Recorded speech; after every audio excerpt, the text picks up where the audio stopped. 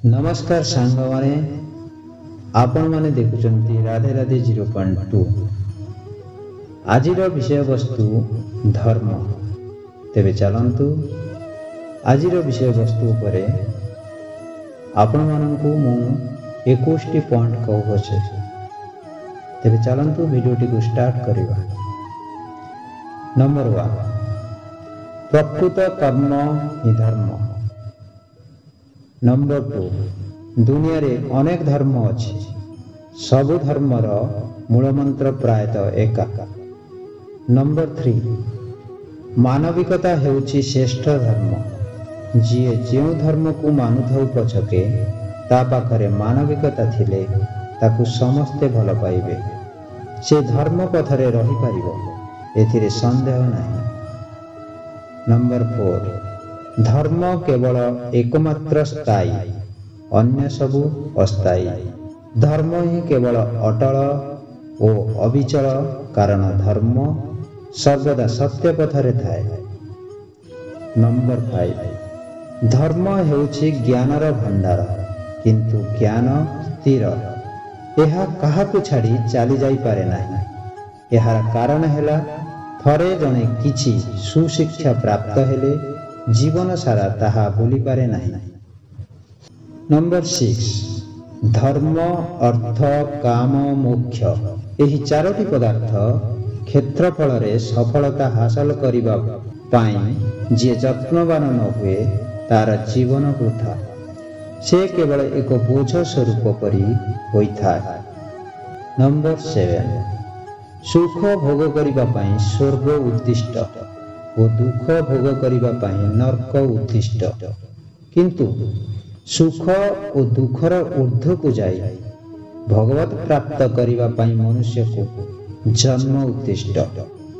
Number 8 कर्मर प्रभाव अनुसार मनुष्यर आचार और व्यवहार बदली जाई था। नंबर 9 जिए निज पाई सुख शांति आशा करे ताको नाशवान सुख मिले, मात्र अन्य मानक प्रति जिए सुख दिए ताको अविनाशी सुख मिले।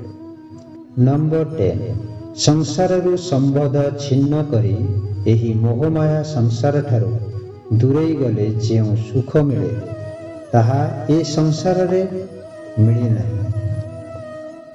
नंबर 11 साधु संत और ज्ञानी व्यक्ति मानक संसार जड़ चेतना कीट तरुलता पर्यंत समस्त प्राणी को देहरे ईश्वरंकर आत्मा बा सत्ता अनुभव करती।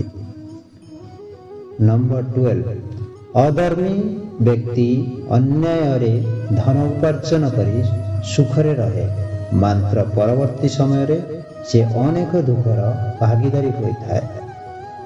नंबर 13 भोग्य वस्तु गुड़िक नाशवान और ताहार अंत थाए, मात्र परमात्मा प्राप्तिर अविनाशी सुख सर्वदा सरस होई रहे एवं वृद्धि पाए। नंबर 14 मु जेतिकी चाहूची जेमिति करूची सेमिति हे, मनुष्यर एही इच्छा थिबा पर्यंत ताकु केबे सुख शांति मिले नाही। नंबर 15 जदि शांति रे वास करने को चाहूच तेबे जेते शीघ्र पारुछ कामना को त्याग कर। नंबर 16 किछि पाइबार आशा कले मनुष्य भयंकर दुख पाए। नंबर 17 मनुष्यर बिना इच्छा रे सुख मिलता है और दुख मिलता है, साधक माने केबे भी सुख इच्छा करती नहीं। नंबर 18 एही मर संसार रे किछि भी वस्तु स्थायी नहीं, सबु अस्थायी, तेणु स्थायी और अस्थायी सबु किछि रो विलय अछि।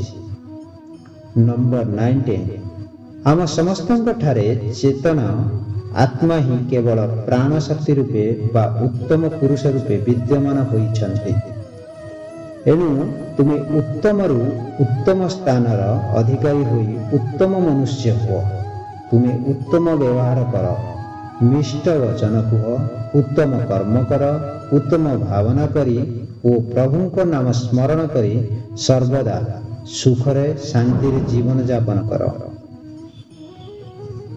ନମ୍ବର 20, ଚଞ୍ଚଳ ଓ ଅସ୍ଥିର ଚିତ୍ତ ଭଗବତ କୃପା ଲାଭ କରିପାରେ ନାହିଁ। ଯେପରି ଲକ୍ଷ୍ମୀଙ୍କର ଅନ୍ୟ ନାମ ଚଞ୍ଚଳା, ସେ ଗୋଟିଏ ସ୍ଥାନରେ ସ୍ଥିର ହୋଇ ରହିପାରନ୍ତି ନାହିଁ।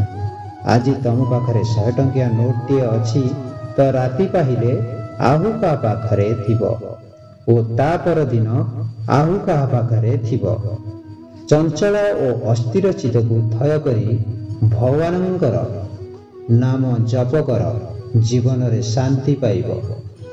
ନମ୍ବର 21, ଯେପରି ଧନ ପ୍ରାପ୍ତ କରିବା ପାଇଁ ମନୁଷ୍ୟ ଏହି କଳିଯୁଗରେ ସର୍ବଦା ଚଳଚଞ୍ଚଳ ରହୁଛି, ସର୍ବଦା ଗତିଶୀଳ ଓ ଧାବମାନ ରହୁଛି, ଧନ, ଜନ, ଜ୍ଞାତି, କୁଟୁମ୍ବ, ଘରଦ୍ୱାର, ଆଶପାଶ ସବୁକିଛି ଚଳଚଞ୍ଚଳ ରହୁଛି, ସେ ସବୁ ଅସ୍ଥାୟୀ।